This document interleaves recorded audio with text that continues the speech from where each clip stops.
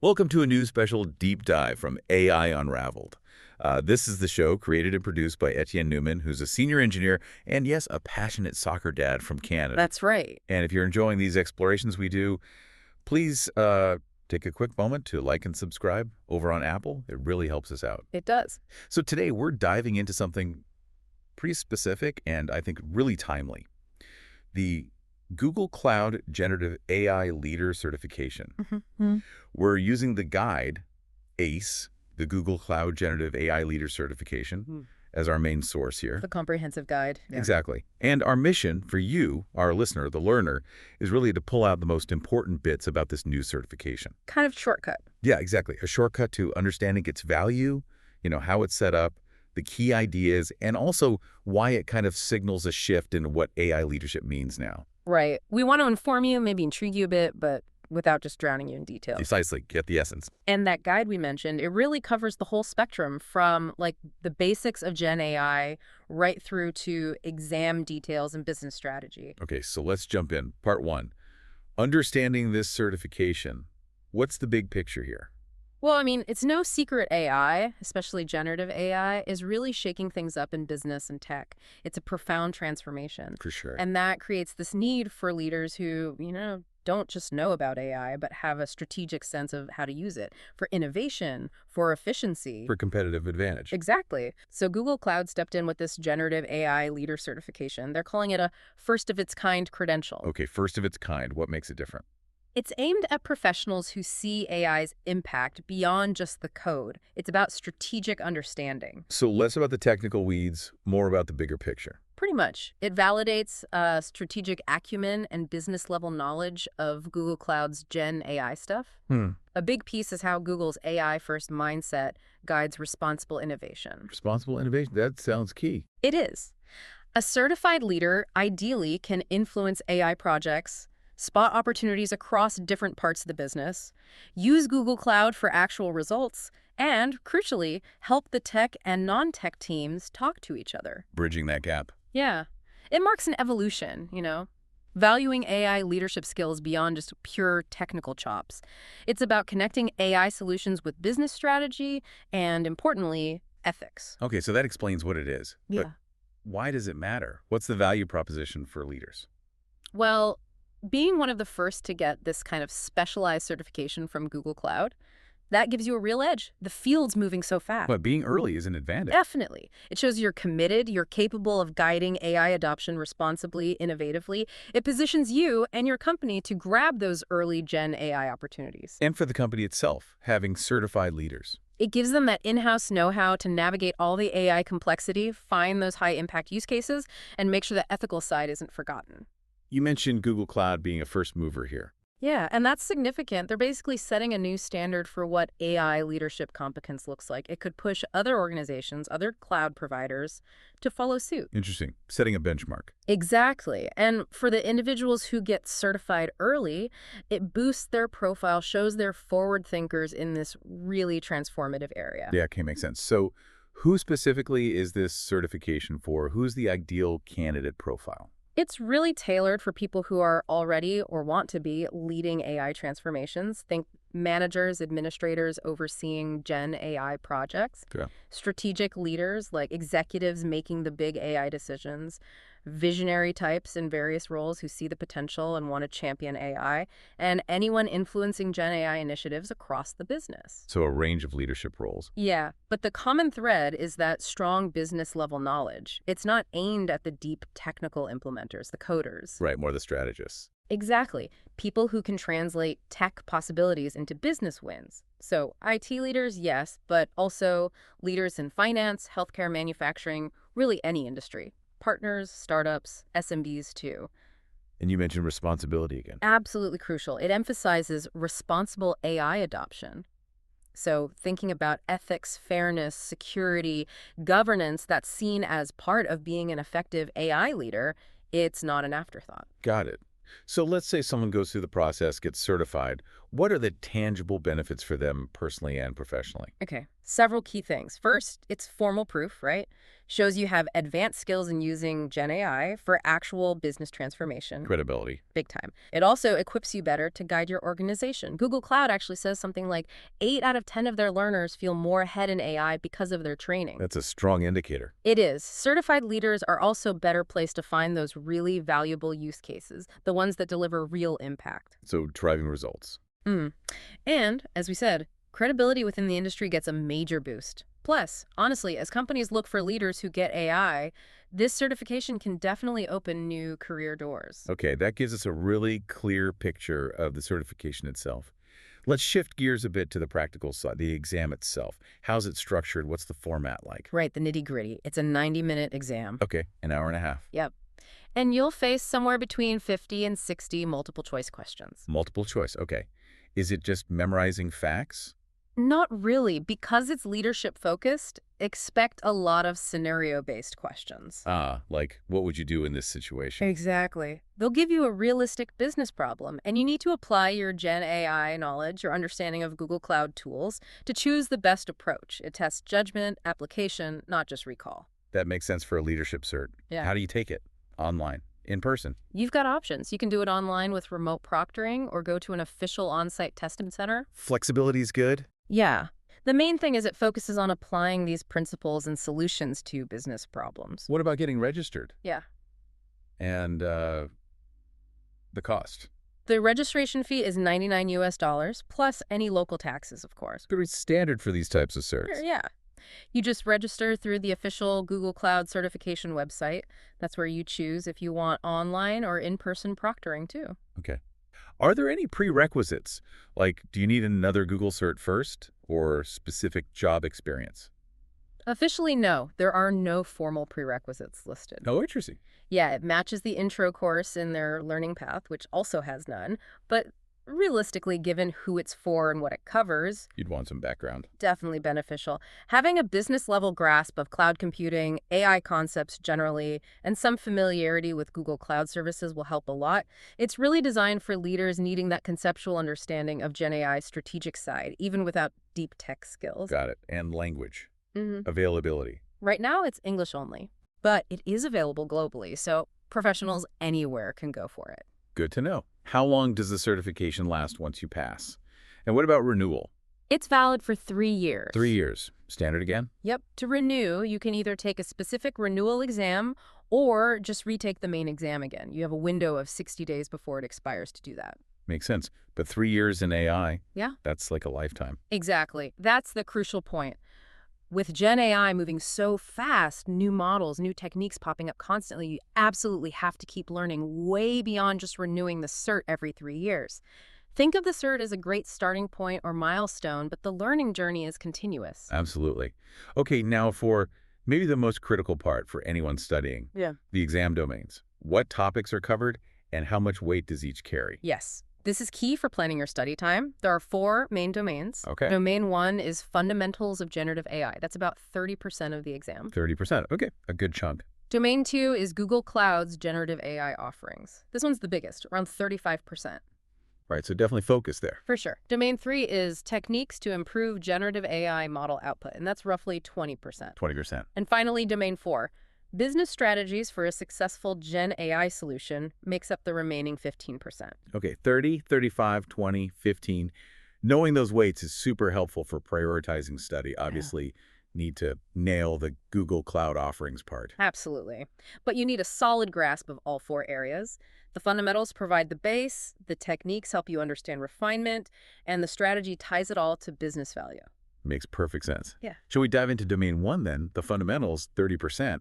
What core concepts are we talking about? Right, laying the groundwork. You need to be comfortable with the basic terminology, AI, machine learning, ML, deep learning, and then specifically generative AI, emphasizing that content creation aspect. Got it. The building blocks. Exactly. Then foundation models. Understand what they are, these big pre-trained versatile models, think scalability, cost effectiveness, and know about Google Cloud's Vertex AI Model Garden as a place to find them. Vertex AI Model Garden. Also, large language models, LMs. Know about the transformer architecture, at least conceptually. understand knowledge cutoffs that the model only knows things up to a certain date, and hallucinations, the model making stuff up. Yeah, hallucinations are a big topic. Huge. You also need to know about multimodal foundation models, ones that handle text, images, audio, etc., and diffusion models, especially for image generation. And prompting.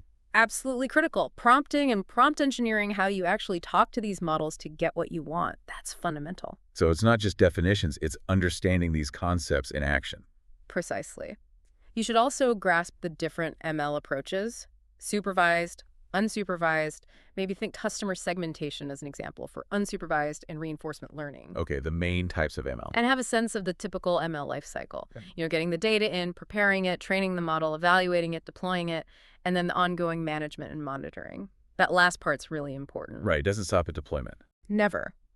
And data itself is huge in Gen AI.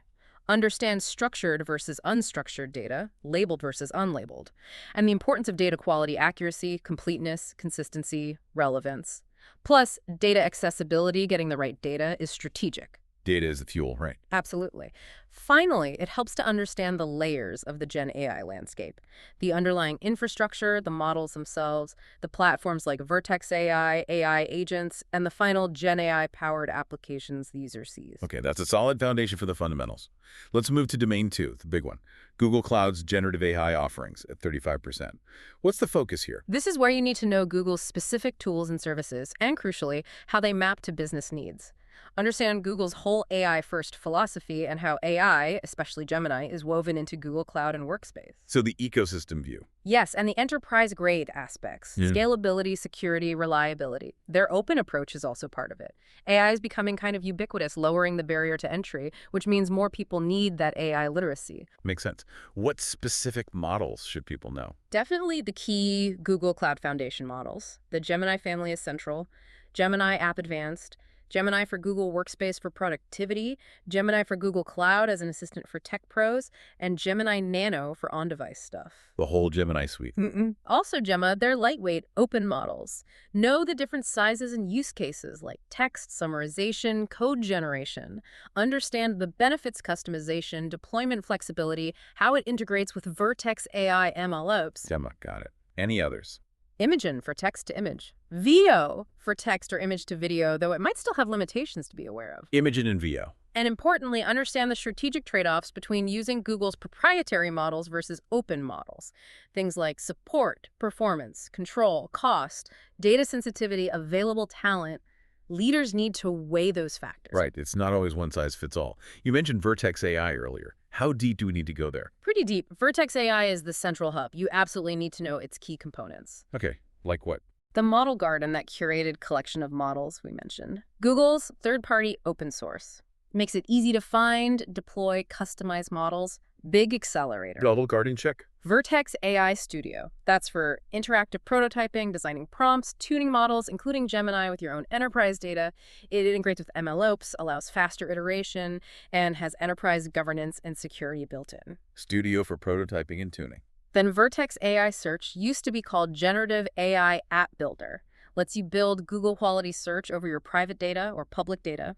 Understands intent, gets relevant results from different data types. The Vertex AI search, okay? Also, Vertex AI Model Builder and AutoML. These are for training custom models. Model Builder is more for data scientists. AutoML is for folks with less ML expertise. Need to know the strategic factors for choosing between them: cost, scale, customization needs, MLOps integration. Model Builder and AutoML. Lots of components. It's a comprehensive platform. And don't forget the Vertex AI MLOps tools: model registry, model monitoring, feature store, pipelines. These are critical for governance, administration, scaling, collaboration, tracking experiments, reproducibility, cost efficiency, all that operational stuff. MLOps is essential for real-world deployment. Absolutely. You should also be aware of the more specialized AI solutions and APIs Google offers. Things like Notebook LM, the AI research assistant for your own documents. Document AI for automating document processing. Contact Center AI, CCAI for customer service. Plus the various APIs. Speech to text, text to speech, translation, vision AI, natural language API. So knowing when to use these specific tools versus the broader platform. Exactly. And finally, have some awareness of the developer tools relevant to Gen AI, like Cloud Run, AppScript, things like that. Wow. Okay, domain 2 is definitely comprehensive. Let's take a breath and move to domain 3. Techniques to improve generative AI model output, about 20%. What's the core idea here? The core idea is that just using a foundation model out of the box is often just the start. You usually need to refine the output to make it truly useful and reliable for business. Right. Tuning the engine. Kind of. This domain covers how you do that. Things like streamlining your prompting workflows, reusing good prompts, chaining prompts together, using features like saved info or gems in Gemini. Making prompting more efficient. Yes. And understanding effective prompting techniques themselves. Zero shot, one shot, few shot, showing the model examples to get the style right. Role prompting, telling the model to act like someone specific. 0, 1, few shot, role prompting. Got it. Then there are techniques for guiding the model and making it more accurate. Grounding is a big one, connecting the output to real, verifiable sources to reduce hallucinations. Grounding to fight hallucinations. Makes sense. And retrieval augmented generation, or ARI, this is huge. It involves pulling info from external sources like vector databases or using Vertex AI search, adding that context to your prompt, and then having the model generate. So giving the model fresh, specific info to work with. Exactly. It helps with factual accuracy, using up-to-date info, leveraging your own company's knowledge base. RG seems really powerful. It is. Then there are more advanced prompting techniques, sometimes called reasoning loops, like chain of thought, COT, prompting getting the model to show its work, thinks step by step, improves accuracy and transparency. Can be zero shot, few shot, even automatic COT. Chain of thought. Interesting. And react, which stands for reason and act. This involves the model kind of interleaving its reasoning steps with actions, like using external tools to look things up, can lead to more reliable, factual answers. React. Okay. What else? Meta prompting, basically using AI to help you write better prompts. AI helping AI. Sort of, yeah. You also need to understand the various sampling parameters you can adjust. Token count, temperature controlling creativity versus focus, top hip sampling, safety settings, output length, fine-tuning the model's behavior. Those knobs and dials. Pretty much. And critically, the role of humans in the loop, HITL. This is essential for governance, accuracy, reducing bias, ensuring safety and ethics. Humans are needed for things like data annotation, reviewing prompts before generation, and reviewing feeding back on the output after generation. It's about human-AI collaboration. HITL is key for responsible AI. Absolutely. Finally, understand fine-tuning, actually retraining a foundation model on your specific data for deep customization. Know how it compares to just using prompt engineering, the differences in speed, cost, customization level, data privacy, technical expertise needed, and which use cases fit each approach best. Prompt engineering versus fine-tuning, a common decision point. Very common. Prompt engineering is faster, cheaper for general tasks or quick prototypes, good when you need external knowledge. Fine-tuning is for deep industry specialization, using proprietary data, getting nuanced control, achieving the highest accuracy on very specific tasks. Okay, that clarifies domain 3. Now for the last one, domain 4.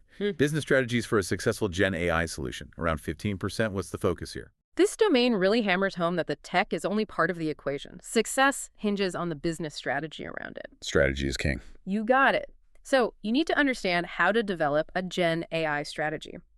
That means having a clear vision, prioritizing use cases, maybe starting with quick wins, investing in the right skills and talent like prompt engineering and AI ethics people, managing the organizational change that comes with AI, considering top-down versus bottom-up approaches. It's about focus and collaboration. Building the strategic framework. Yes. And part of that is choosing the right model strategically.